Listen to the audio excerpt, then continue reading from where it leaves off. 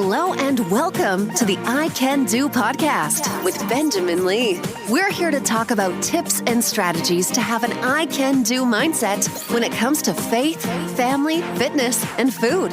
Let's go. Here's your host, Benjamin Lee. Hello and welcome to another episode of I Can Do. I am Benjamin Lee. Thank you so much for tuning in or listening once again. I certainly hope and pray all is well with you. Well, the last couple of weeks have certainly been very challenging. I think all of us can say that. Looking back at what has taken place in Minneapolis with the horrific murder of George Floyd by the hands of the police officers there, and for the entire world to see, it certainly has changed America. You know, it's very interesting just to consider what's happened in these first 6 months. Some of my earlier podcasts this year, or I guess the last 3 months, were really focusing upon some things with respect to the coronavirus. I've had a number of guests on the show, and Lord willing, I'll be having some more guests on the show. A lot of those conversations were dealing with what's been taking place with the coronavirus. And no doubt the coronavirus will certainly change America. It already has changed America. We'll be talking about the coronavirus for the next, 20, 50, maybe 100 years, if not longer. Well, the events that took place in Minneapolis with George Floyd, this is a big turning point as well in America.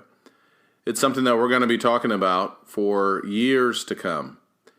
I have been in many discussions with a lot of people, at least I believe close to 30 conversations so far. Some of those discussions we have talked about, or people that I have interacted with, we have brought up what happened with Rodney King, and I believe that took place in 1992. That seems like a really long time ago. I think it was 1992 or 1993. And now we're going to be talking about this with respect to George Floyd. And it's really tough. It's really challenging. It's really sad when you think about some of the other names that are out there, people who have lost their lives, black individuals who have lost their lives by or through police brutality. So there's lots of different things that people want to talk about. What I want to talk about for a few minutes is anger. There's a lot of people who are angry. Anger is something that the Bible has a lot to say. It's something that we need to know what the Holy Spirit has revealed to us in His Word as we consider this emotion, as we consider dealing with anger. You go back to two brothers in the Old Testament, Cain and Abel, and what do you see? You see anger. You see God asking Cain, "Why are you angry?" And what a great question for all of us to consider. Why are we angry? 6 months ago, or a little more than 6 months ago, I presented a sermon called Dealing with Anger. There's a passage in Ephesians chapter 4 where the Apostle Paul, he says in Ephesians chapter 4, Paul would talk about anger. And he said in verse 26, "Be angry, and yet do not sin. Do not let the sun go down on your anger, and do not give the devil an opportunity." Such powerful words, easy to read, but very challenging to live. And yet, that's who we are supposed to be. As Christians, we are to be angry. There are appropriate times for us to be angry, but there's a line that we do not cross. And that is when it comes to being angry, Paul said, "And yet do not sin." There's some other things to think about as well. Do not let the sun go down on your anger, and do not give the devil an opportunity. The devil is always looking for an opportunity to creep in among the people of God, among churches, to destroy, to divide. Yet as the people of God, be angry, and yet do not sin. Do not let the sun go down on your anger, and do not give the devil an opportunity. I have, with the numerous conversations I've had, people have asked me, what can I do, with everything that's been taking place? And one of the things I've been thinking about is what can I do? And I started a newsletter called the Nehemiah Effect. It's based upon the man named Nehemiah in the Old Testament. Nehemiah was a great man. He's a great leader, and he shows us so much about what leadership really looks like. He helps us to see how one person can truly make a difference in the lives of so many people. Isn't that what we need right now? All of us can make a difference for the better, even during these difficult days. But we have to make that decision. And if you want to be a part of the Nehemiah Effect newsletter, I have a Facebook page, the Nehemiah Effect Facebook page. You can like that page. You can sign up for the newsletter there.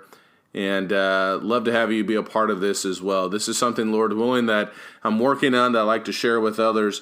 I want to go to Nehemiah real quickly here in Nehemiah chapter 5. And I want you to think about what Paul said there back in Ephesians chapter 4. Be angry and yet do not sin. Do not let the sun go down on your anger, and do not give the devil an opportunity.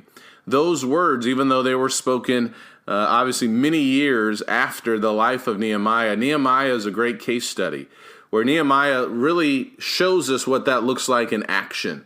In Nehemiah chapter 5, after Nehemiah went back to Jerusalem to help the people who were in need, the gates had been burned, the wall had been destroyed, the people were in great distress. We find that there was a problem in Nehemiah chapter 5, that there was a great outcry of the people and of their wives against their Jewish brothers. That's a sad commentary that there was an outcry against their own people here. They were being taken advantage of, and there were things that should not have been taking place, things that were wrong and sinful that were taking place.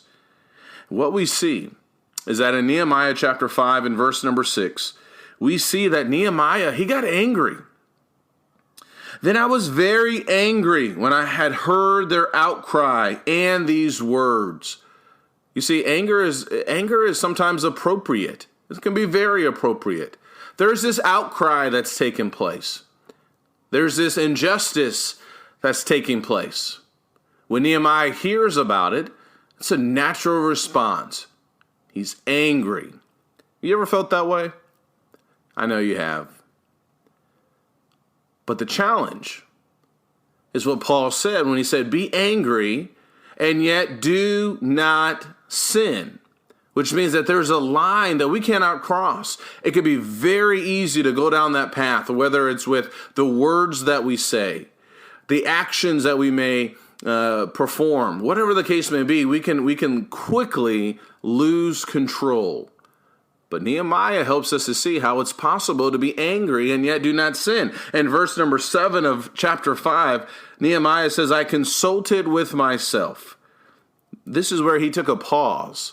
He took a step back. He was thinking and reflecting and consulting with himself. And that's exactly what we're going to have. In moments of distress, in moments of great anger, when there is an outcry, when there is injustice taking place, it can be very easy to cross that line and sin. But as Christians, we're to be angry and yet do not sin. But Paul also said, do not let the sun go down on your anger or on your wrath. And what we find here is that Nehemiah, he's going to talk, he's going to speak. He sees or he hears this outcry. He's going to take action. And that's what makes him such a great leader. He's going to take action. He says in verse 7 that he contended with the nobles and the rulers and said to them, you are exacting usury, each from his brother. Therefore I held a great assembly against them. I said to them, we according to our ability have redeemed our Jewish brothers who were sold to the nations. Now, would you even sell your brothers that they may be sold to us? Then they were silent and could not find a word to say. Again, I said, the thing which you are doing, listen to this, is not good. Should you not walk in the fear of our God because of the reproach of the nations, our enemies? And likewise, my brothers and my servants are lending them money and grain. Please, let us leave off this usury. Nehemiah is laying everything out for this audience. He makes the line between truth and error, right and wrong. This isn't a good thing. God is in this conversation as he talks about this great problem that's taken place. That's exactly what we need to do. Be angry, and yet do not sin, and do not let the sun go down on your wrath. He addressed this.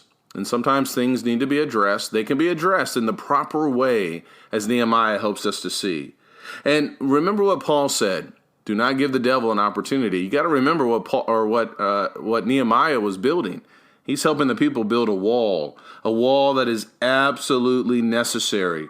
In Nehemiah chapter 6 and verse number 3, as the enemies were trying to distract Nehemiah and the others from building this wall, in verse number 3, Nehemiah would say of chapter 6, "Why should the work stop while I leave it and come down to you?" He's very clear that he says, "I am doing a great work and I cannot come down. Why should the work stop? I cannot come down because I'm doing a great work." You see, the devil wants us to be so consumed with anger. He wants us to be so consumed with anger and to sin and to allow bitterness, wrath, and all of this just to continue to build up and to miss and to lose sight of the great work that we are called to do. Now, there's great things that we all need to be doing as a people of God. And sometimes anger can get in the way. Certainly, we have a right to be angry. We have a right to address the outcries that we may see today, the things that are taking place. But at the same time, he says, do not sin. So as you think about what's taking place in America, in the world, be angry, but do not sin. And consider Nehemiah as a great example to follow. I hope this helps. I love you guys very much. Stay strong. Keep your minds on things above and not on things below. And remember, I can do, and so can you.